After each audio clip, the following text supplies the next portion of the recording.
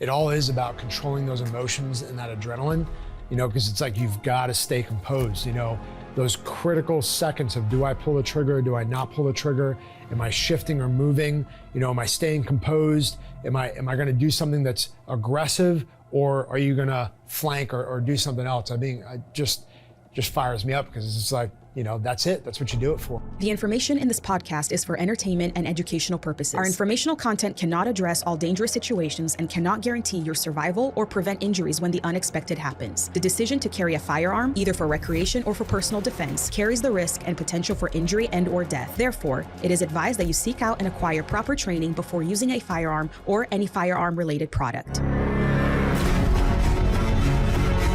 What are some self-defense techniques? What would happen if there was a global internet outage? What should I do if I hear shots ringing out? Or what I should do if there's a major terrorist attack? What should I have? What's the best? What should I do? What does that look like? What would you recommend? Is there anything I could do?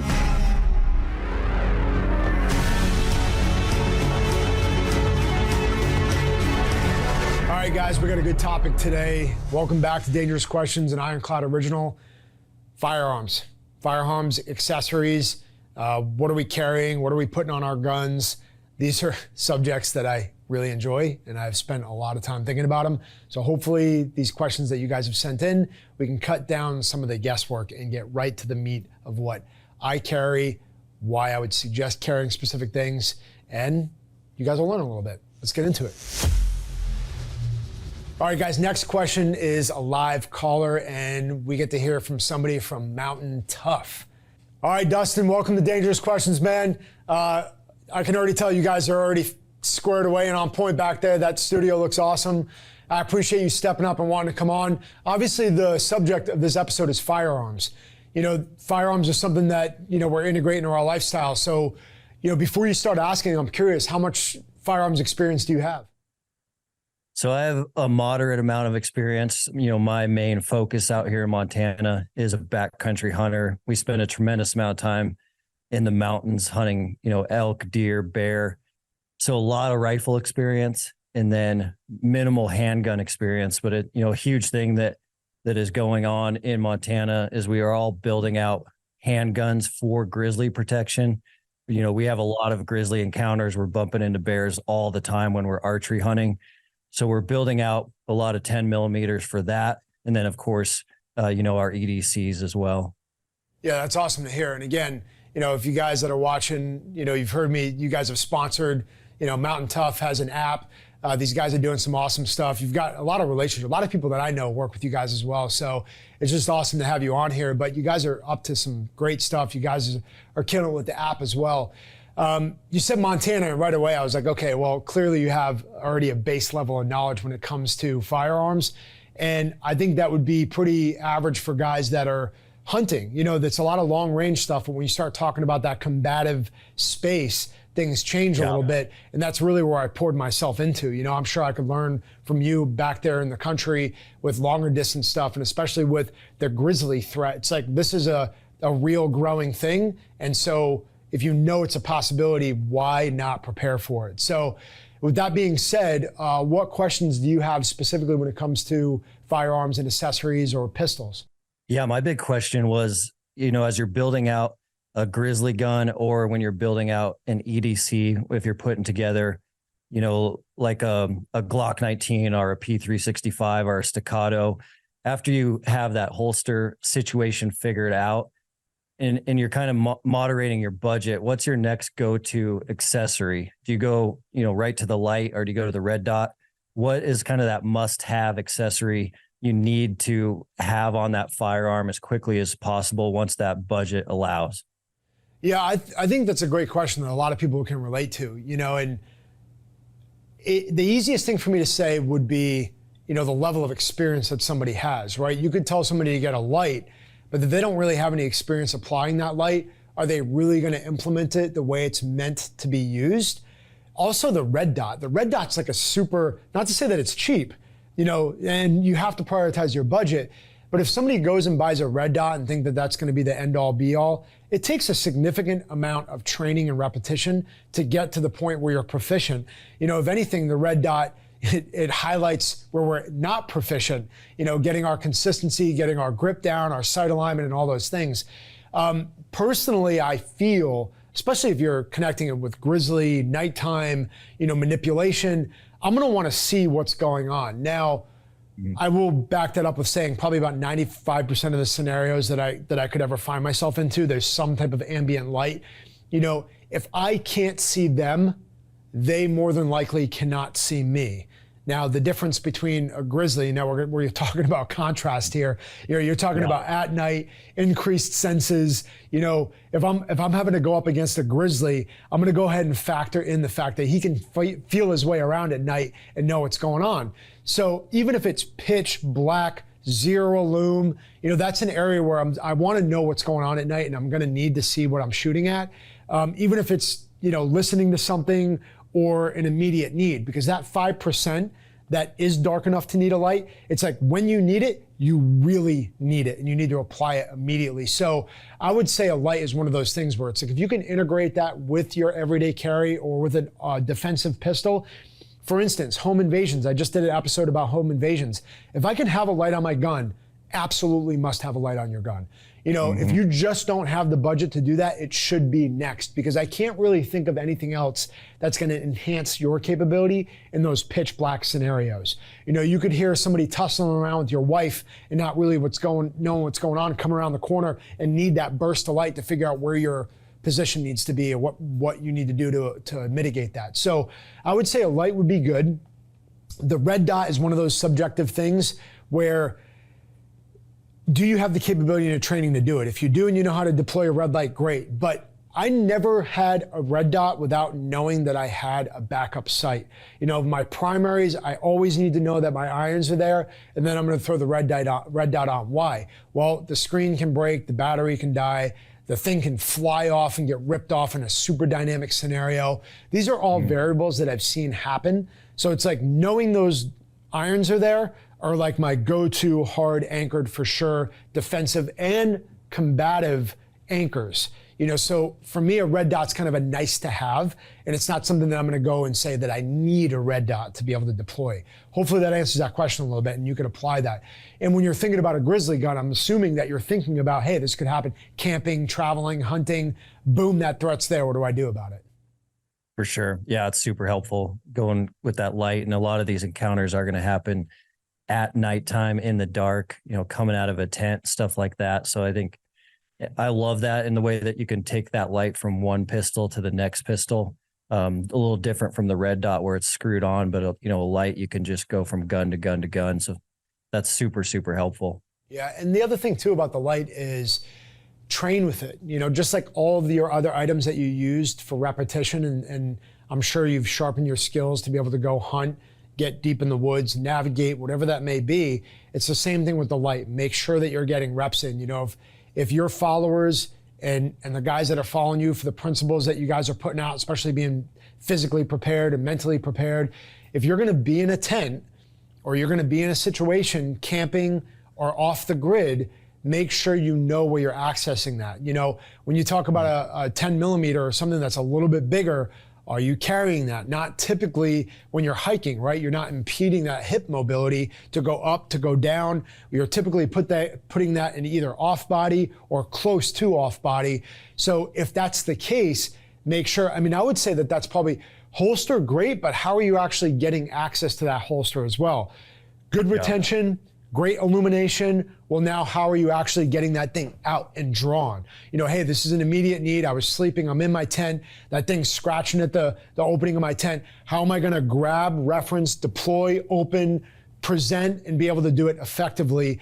Don't blow that off. You know what I mean? I'm not saying that you're going to, but we have a lot of people listening to these things to say, okay, that's something that I would need to do. Don't just buy the gear and let it sit there. Apply those repetitions and training to your life. Yeah, that's a big factor for sure. We see it all the time, out here where a couple of the grizzly attacks over the last couple of years, the individual had the 10 millimeter, he had done some training, but that holster was on the waist belt of his pack, and he had set that pack down to go and engage in other activities without his pack. and then he's caught off guard without that firearm at all. So, having it accessible at all times and knowing how to draw it quickly is definitely saving lives out here. Man, Dustin, thank you for the scenario, because that helps highlight, you've got a real world scenario. And I think for most people, it's easy to brush off things when it comes to gear. It's like, hey, I went through the steps. I mitigated that feeling, right? Oh, I have a feeling that this might happen. I went out and I bought a 10 millimeter and I feel better. Well, you have to apply that continually over and over again, where that sucks. You had what you needed, but it wasn't where you needed it. And that comes through strong visualization. If it's tied to something and anchored, you might go 20 feet, but that 20 feet is what makes the difference. And again, it's always going to come down to freedom versus security. And you have to be okay with that risk. But like I always bring up, Dustin, know the rules like a professional so you can break them like an artist. The rule should be, hey, if it's a threat, take it with you wherever you go. If you're gonna break that rule and you're like, oh, I wanna go get some food at my truck, and I'm gonna accept the fact that there's gonna be risk that this could pop up, but I'm not gonna take my gun, you willingly are knowing that you're giving up that risk. And you just have to be conscious of that. If you're floundering around out there and you don't know why you're adding that risk and you're kind of just loose about it, well, then you need to tighten up and get back to the anchors and get back to the principles that could save your life. That's just great stuff. Again, I can tell you, I visualized a couple of times going hand to hand with a grizzly. I'm like, okay, I'm down. You know what I mean? I'm gonna go out. I'm gonna go out with every bit, like nail and tooth, my blades coming out. Like, not sure how long I'll last, but I am gonna give it everything that I got. And hopefully they see I at least got them a couple of times really good. And like, what else could you visualize in this world going hand to hand with? That really would give us the biggest run for our money. And so I think that combative mentality needs to be applied. It's like, the scenario is right here, right now, and I need to be extremely violent with how I mitigate this, or else it could get worse, and then you end up in a situation. And even tactical sense, who's out there teaching classes about what to do if a grizzly does rip your tent open and you're staring face to face? What's next? Do you pause and get the gun out and just say, okay, are you gonna come closer, or are you immediately setting that barrage of fire to break contact? And I'm assuming it's gonna be contextual driven. Like, is its intent to come after you, or is it just searching around? What's the demeanor of the bear? Have you thought about that at all? Oh yeah, that's a big one, because there are these bluff charges where sometimes they're just trying to intimidate you, but then sometimes it's the real thing. And knowing the difference is quite difficult, and knowing when they're going to stop on a bluff charge is quite difficult. And then when they do come, it is so quick, so fast. They're running, upwards of 40 miles an hour. And so the skills required, the reps required to be tactical in that situation are intense, because if you just own that 10 millimeter, but you've never practiced some of those scenarios of something coming at you that quickly under a surprise, then you're never going to be able to perform in that kind of environment. So there's a lot of factors to it for sure.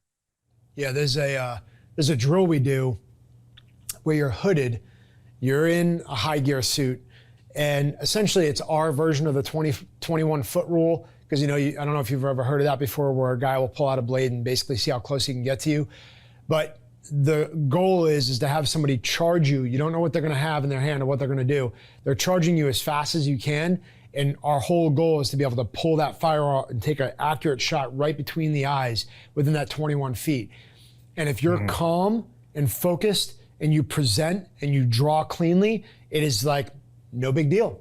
It's that guy could have a blade, that guy could have a bat, that guy could be coming at you at 40 miles an hour, but if it's cool and boom, it ends. It's done. The game's over, and so that's kind of those scenarios I think of controlling our adrenaline, controlling our demeanor, and then locking into that focus, because a couple of times you miss, well, it's like, well, he's coming at you at 40 miles an hour.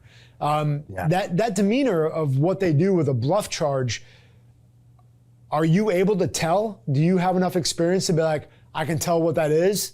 A lot of that is, that gut instinct, the gut instinct of spending enough time in the woods, in the wilderness around grizzlies, but still even then you're never quite sure, but you are 100% sure when they're coming all in. And so they'll be, teeth out They're chomping their teeth. So you're going to hear this like loud click when a bear is coming at you full charge. But you're watching for a lot of factors, like sows with cubs are highly sensitive to charging you. And then any sort of surprise scenario where you completely catch a grizzly off guard in the brush, you surprise them, they surprise you. They're often going to come at you full steam ahead. But, bumping up against one in a meadow where you kind of saw him and he saw you, you have about 100 yards of distance. Their central nervous system isn't shocked. A lot of times that's when they're going to give you a pretty big bluff charge. And so you kind of can feel it in the air a lot of times when it's real or when it's not real. This is a part of me that's just like, that's such great training, because it all is about controlling those emotions and that adrenaline, because it's like, you've got to stay composed, those critical seconds of, do I pull the trigger? Do I not pull the trigger? Am I shifting or moving? Am I staying composed? Am I going to do something that's aggressive, or are you going to flank or do something else? I just fires me up, because it's like, that's it. That's what you do it for, So, well, hey, Dustin, thanks for coming on, man. And thanks for everything you're doing. Thanks for your support. Keep crushing it with the app. I know that there's a lot of people I'm talking to that are fired up to work with you guys. And of course, your faith, that's been a pillar, something that's grown in my heart over the last several years, especially getting out of the military.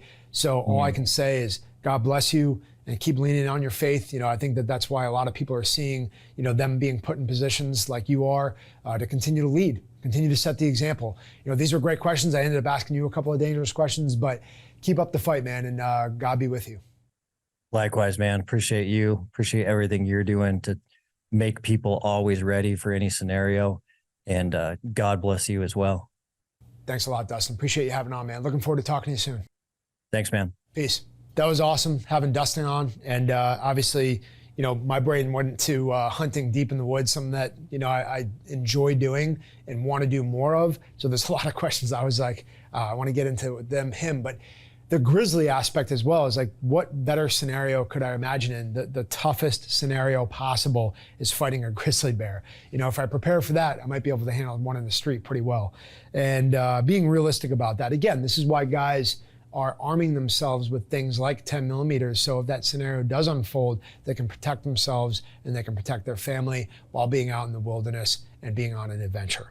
So awesome live in. And again, if you haven't checked out Mountain Tough, go check them out. I've talked about them before. They've got a great online app and they're crushing it. All right, let's get to the next question.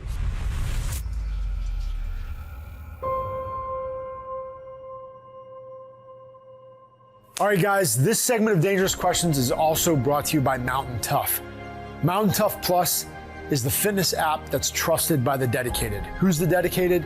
You guys watching this show.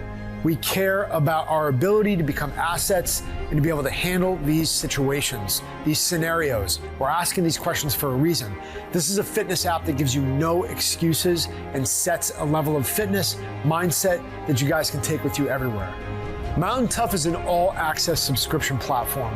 It gives you access to everything that they have available. World-class home fitness programs, mental training, self-improvement, prehab, rehab, everything that you guys need to set a solid foundation of fitness for your life. Again, fitness is really important to me, and I highly recommend this fitness app. And here on Dangerous Questions, we talk about it all the time. You've got to be prepared. Mountain Tough is giving an exclusive discount for all Dangerous Question listeners. Use the code DANGEROUS at mountaintough.com on the monthly subscription. You'll get your first month free, and that's on top of the 14-day free trial, giving you guys 6 weeks to test this out. 6 weeks of free trading at mountaintough.com. Go check it out.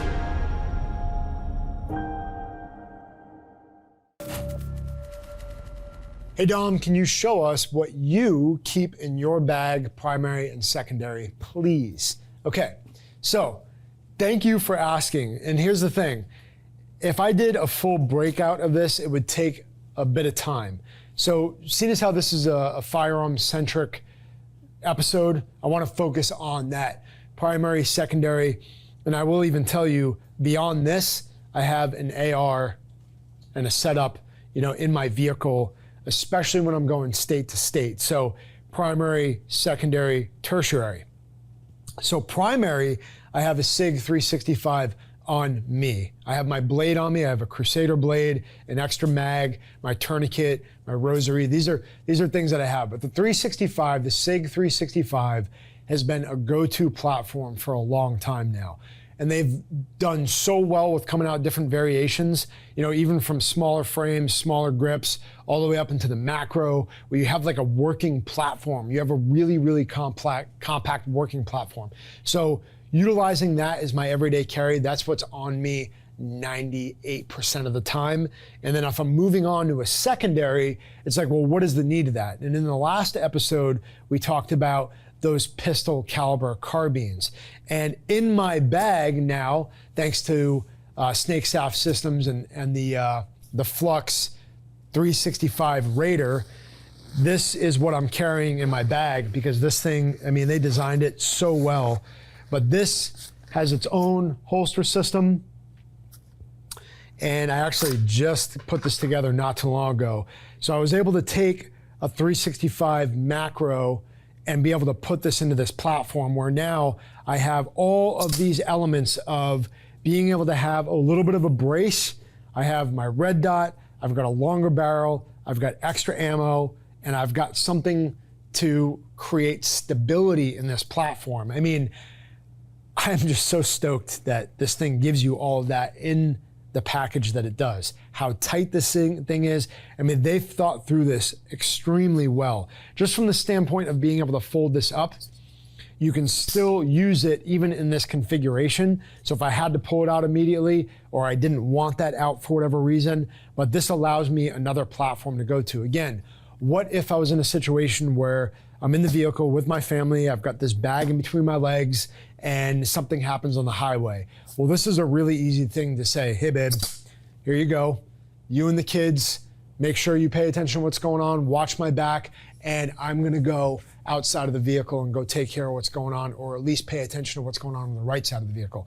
So primary and secondary currently, and again, probably more than a lot of people, I tend to adapt where I'm going and what I'm doing to what I'm carrying. There is a very, very consistent element to it. And again, what's on me, the 365, but the need for what's in my LVL bag, or the need in what's in my bigger bag in the vehicle, or the med kit that I'm using, does vary depending on what I'm going to do. Am I traveling for multiple days, or is it something that's just a short trip? I like having options. Again, I have a high level of capability. I have a tremendous amount of training. So if something were to occur, I carry these things because I know I can deploy them and utilize them effectively to do good and to help people, to help protect people, to try to the best of my ability to be an asset. And the same thing needs to apply to you guys. What are you carrying for your primary or your secondary? Are you getting the training on it? Do you know how to utilize this? Again, this is my LVL bag, so I can, and I haven't done any video on this lately, but I can draw this pretty quickly from this bag, which again, if I can't access it quickly, then it's gonna slow me down actually dealing with the threat. But these guys crushed this. This Flux is just awesome. And whoever you guys worked with to be able to put your heads together and get this thing from napkin to reality is pretty epic. So nice work on that. And again, secondary, you're talking about primary, secondary, kind of a little bit of a backwards thought there, but if I'm thinking primary, I'm only thinking my 365 because that's what I know I'm gonna go to immediately, in the sense of, hey, the threat pops up, I gotta deploy my firearm.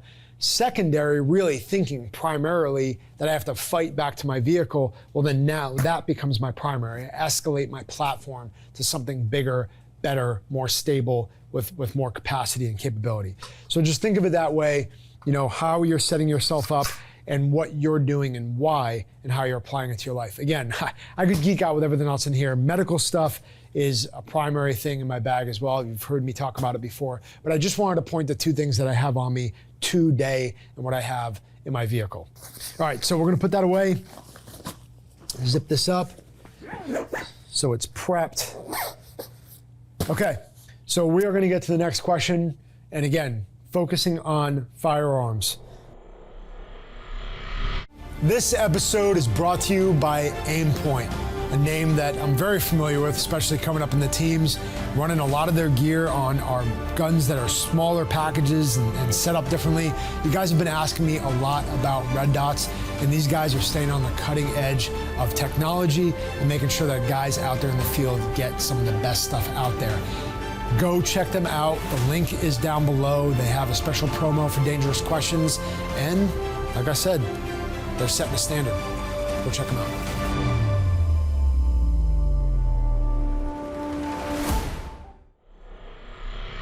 Next question is going to be, for handguns, how do you select a proper and safe holster?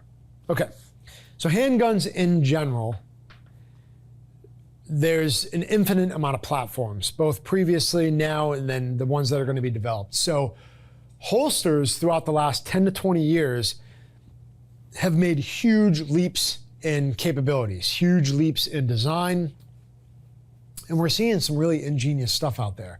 So my primary thing as a combatives instructor, as somebody that fights for a living, somebody that knows and has been in multiple hand-to-hand situations, retention is the number one thing I need you guys to think about. It's not like you're just going to the range and you're like, oh, I got my EDC on, I just get in my truck, I go to the range, I go to work. When something happens, I can guarantee you it's going to be way more dynamic than you planned for. Knowing that that's the case, you have to pay attention to retention. Make sure your gun is locked in where it's supposed to be. I would always rather the gun be a little bit more difficult to draw, and so what? You're a half a second slower than the guy next to you on the range. But you know what? You just increased your capability to make sure you actually have that thing when a life-threatening scenario unfolds. That's the key. Make sure you have good retention. That retention not only comes into play with what's grabbing your firearm, whether it's the trigger well, the light, the frame, however it's deciding to grab on to the frame itself. And again, we've had holsters on crusheverything.com that I designed specifically for that purpose, but we've been looking to find a way to get a new design back into play, production issues and all that. But it was important to me. It was important to me to not only have retention, but also how it's clipping onto your clothing. Is it grabbing onto your belt? Is it grabbing onto your board shorts? What is the level of retention that it's actually grabbing onto? So you've got two phases of retention that you've got to pay attention to. I honestly do not support, I don't agree with any of the plastic clips I've seen out there. They suck. They don't work for what they're supposed to do in a combative environment. Sorry to anybody that makes plastic clips. I don't think that they're useful in a combative scenario. I've seen some sort of hang on, but I've always had better retention with a metal clip that's digging in. It's just a factor of what we do. Even what we built with IWS, the integrated waistband system. Anybody that's followed us for a while, we knew that it was integrated into the pant. You didn't even have an option to really get it off in that combative environment. So think about that when you're selecting a holster. And is it comfortable? Is it gonna work? Again, retention being the biggest thing. And again, sorry for all the Uncle Mike's holsters out there, the little pancake holsters that are neoprene.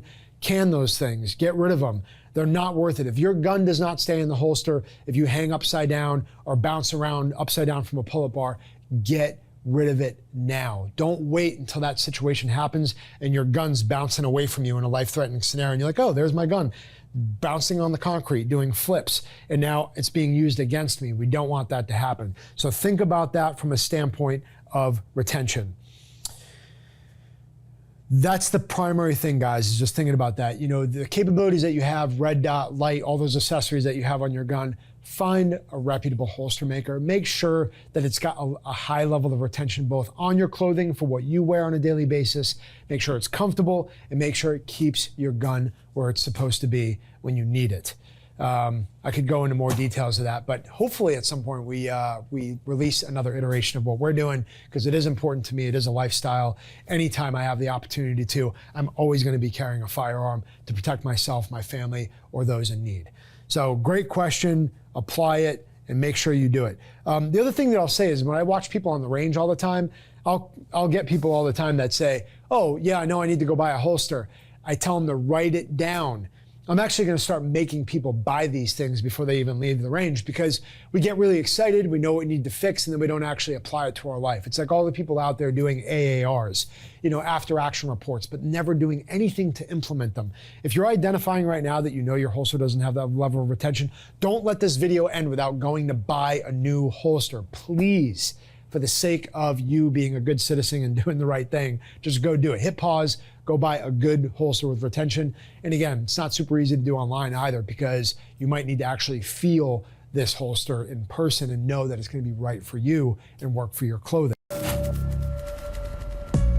So I walked up in uniform. I just saw a bunch of buddies slid me the board, did a kick flip and then a tray flip, and that was caught on video. Next thing I know, I'm like looking at my phone, and the Barracks reposted it, Tony Hawk reposted it, ESPN, and it just kept growing.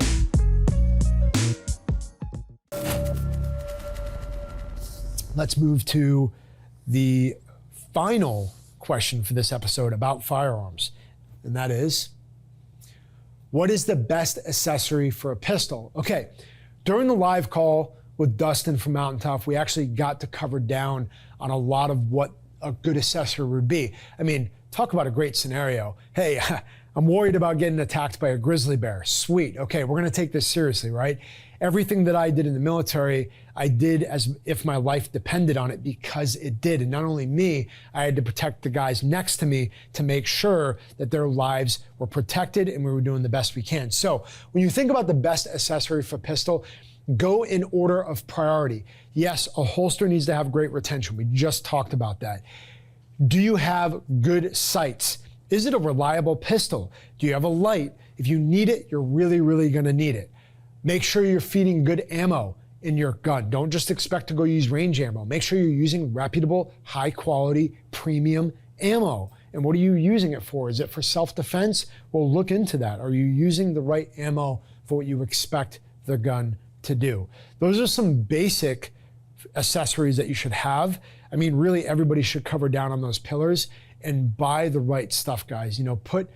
If you expect it to do its job, then put that level of effort into selecting the gear that you need. If you don't have it, take notes on it, go do the research. Again, there's a lot of people doing a lot of great reviews out there. You should be able to use your instincts and find what's best for you within your budget.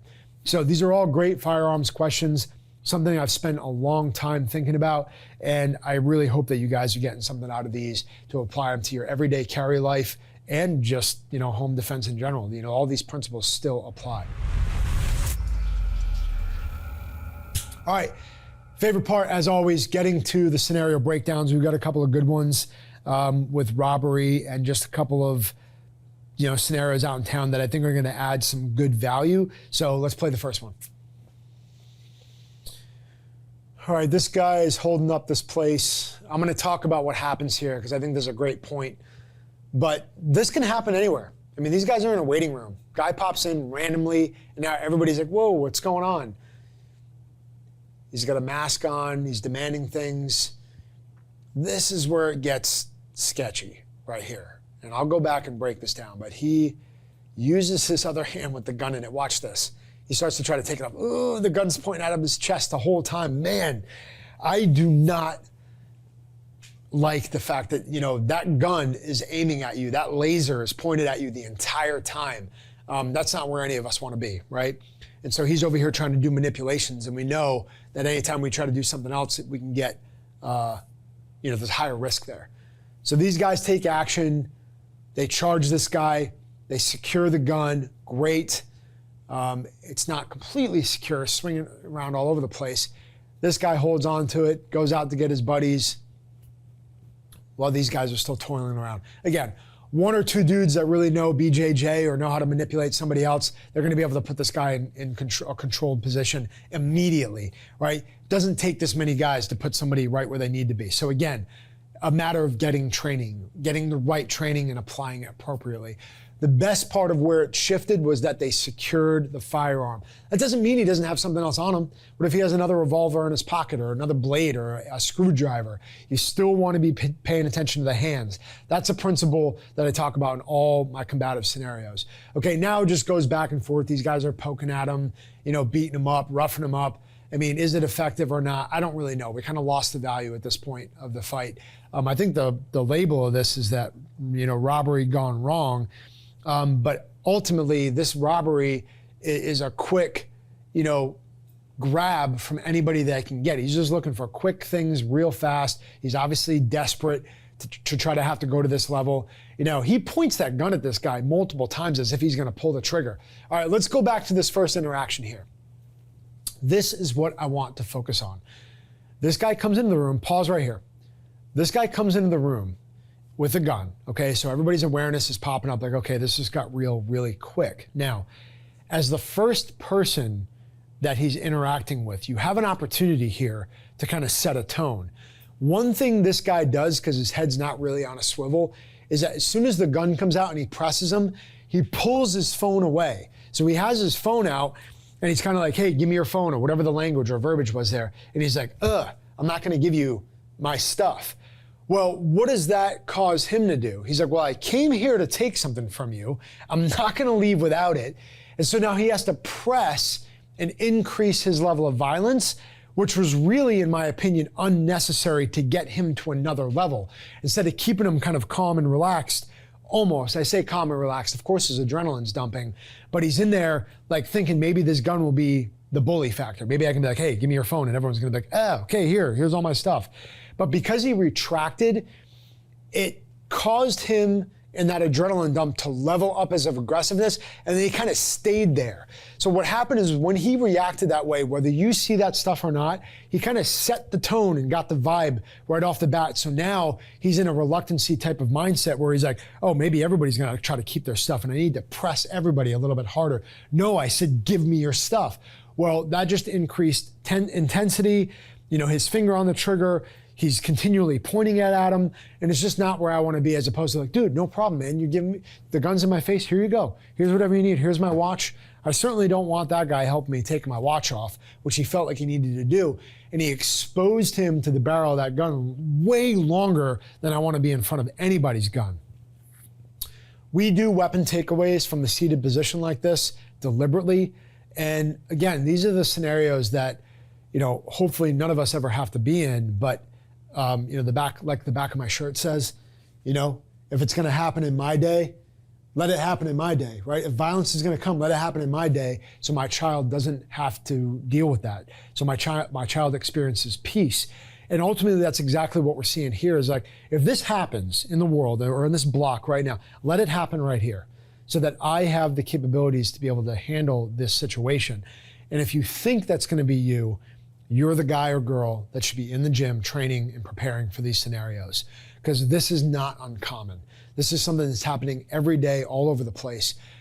Is it worth your life? If I can just say, hey man, no problem, dude. I'm so sorry that you're having to go through this. Get on a human level. Here's my watch. Dude, this is a $1,000 watch. Go cash that in. I hope life gets better for you. Maybe you can start opening up his mind or get into a position where, for me, am I gonna try to do a takeaway? Most likely because other people are at risk, especially if my family was there. Unless I was clearly, it was an indicator where if I handed him the watch, he was gone. Who knows how far he's gonna press into here? He takes these guys' stuff and then he goes down the hallway to the next room where one of my children is getting a checkup. Who knows? I'm just saying, I'm drawing a scenario so you guys can kind of think about that from a standpoint of context. I mean, look, he's going that direction anyway. So think about these things from a standpoint of context. These guys decided to act, but you don't know what type of gun that is or what it looks like. This is why we train in combatives and do counter weapon. Clear, control, crush. I've talked about it before, but these videos are great to watch, to analyze. That guy was ambushed, he retracted. I think that was probably the best learning point where if somebody's got a gun in my face and I'm in a seated position, that might be a good time to be like, dude, no problem. Here's my watch, here's my phone. And maybe start manipulating in the chair where I'm pulling, saying, hey, no problem, here you go. I offset my hips and I move the goods that way. Why? Well, his demeanor goes that way, my body gets offline. It's not even something that's really gonna register to him. Hey, no problem, man, here you go. You know, I put that out and now I'm in direct contact, and then maybe he sees something else he wants. And your watch too. Dude, no problem. Here, let me take it off for you, you know? And then I'm move. Maybe I switch hands like this and I switch it like this here. And so now he has to reach over. These are all little things that you can start thinking about in the element of what angle am I at? How do I want to attack? And all those things. Again, I'm not advocating that you do that. What I'm telling you is to go get training to make sure that you're prepared to do the right thing. All right, that wraps it up for these breakdowns in this episode. Again, guys, always, always, always take notes, apply it to your life, get the right training. God bless you guys. This is Dangerous Questions, an Ironclad original. Until the next one, peace.